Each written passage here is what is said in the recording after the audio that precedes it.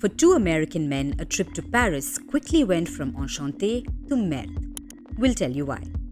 They were visiting the Eiffel Tower. You know, this tower, it draws about 7 million visitors each year. And why wouldn't it? It's one of the most recognizable symbols of France.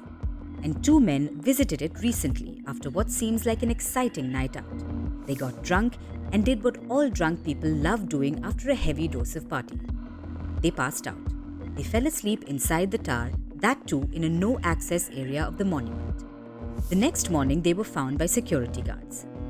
The two men were questioned, and it was concluded that they didn't pose any threat. But an official complaint was filed. After all, this unexpected discovery delayed the opening of the Eiffel Tower by an hour. And this has become one of the latest incidents of tourist misbehavior at monuments. Trust us, there are quite a few. This year, the Roman Colosseum was defaced by a Swiss girl. She carved her initials into it. The police launched an investigation against her. Less than a month before that, the monument saw another similar incident, where a tourist cemented his love by writing his and his partner's names on the ancient landmark. What was his excuse? He said he didn't know how old the Colosseum was. A pathetic excuse, right? Not sure if we buy it. Because for as long as there have been monuments, there have been people to deface them. This is a worldwide phenomenon. It comes in all forms, big and small, and it applies to all sorts of landmarks, ancient and modern. And by no means is it limited to Europe. Just this year, a Canadian teenager carved letters on a Japanese temple. An 8th century temple, mind you, a historic temple, defaced with a teenager's fingernail. But as we said, misbehavior is not limited to just historic monuments. Look at this case from 2017, where the victim was a modern landmark, and it was creatively vandalized.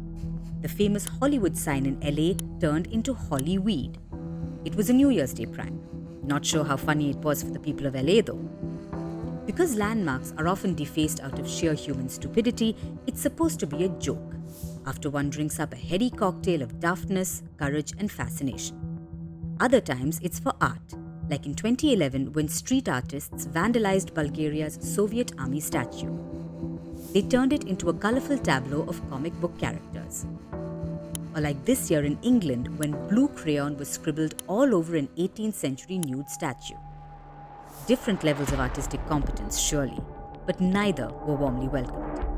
Monuments are sometimes defaced as an act of protest as well, to draw attention to a cause. We saw this last year. This is the Washington Monument. It was covered in red paint with vulgar anti-government slurs. An even bigger example of protest vandalism was seen in 2020 when protesters came for statues. These statues had stood in one place for over a century. But during the anti-racism and police violence protests, these statues were pushed down, burned, and colored all over. And here's the contradiction. In both cases, the reason is the same: protests. But while defacing the Washington Monument was unwelcome, the world was happy to challenge these statues. Why? Because they stood for legacies of injustice. So misbehavior with monuments, statues, and iconic art may be subjective, but one thing is clear. When it's in the name of pure selfishness, it's never okay.